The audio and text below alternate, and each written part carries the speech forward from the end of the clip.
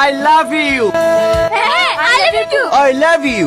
তোর সাহস হয় কি করে আমাকে প্রপোজ করা? আজকের মতো তোকে সাবধান করে দিলাম, দ্বিতীয়বার যেন এই ভুলটা না হয়।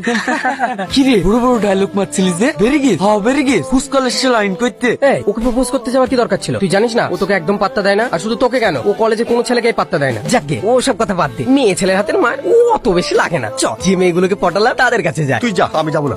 আমি ওর জন্য আমার বন্ধুদের সবার কাছে ছোট হয়েছি। আমি ওকে প্রেম করে দেখাবোই যে আমি কি পারি।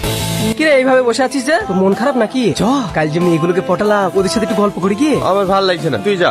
এক চোরে এত পরিবর্তন হয়ে গেলে? ওই রকম চোর তো আমি প্রতিদিনই খাই, আমার তো কিছু মনে হয় না। নে, আর মন খারাপ করে থাকিস না, চ।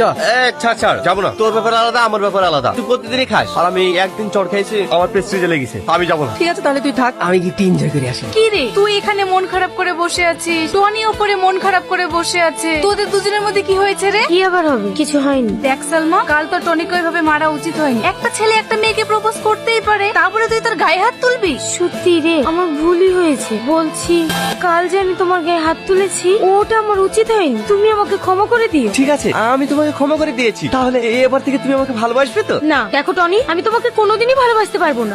কেন ভালোবাসতে পারবে না আমাকে? দেখো, আমি তোমার কাছে অন্যায় করেছি, তাই তোমার কাছে ক্ষমা চাইতে এসেছি, তোমাকে প্রেমের প্রস্তাব দিতে আসিনি। ভবিষ্যতে এরকম কথা আমাকে আর কোনোদিনও বলবে না। ই আবার এমন করছে কেন?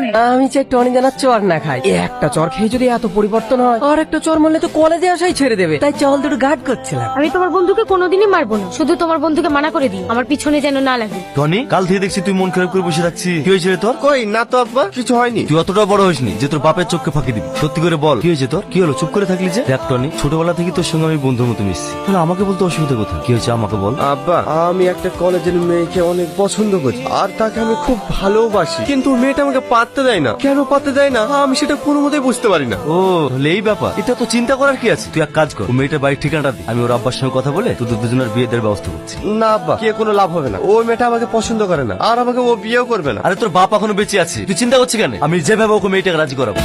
বাড়িতে কেউ আছেন? আরে কি ব্যাপার স্যার, আপনি আমাদের বাড়িতে আসেন স্যার, ভিতরে আসেন।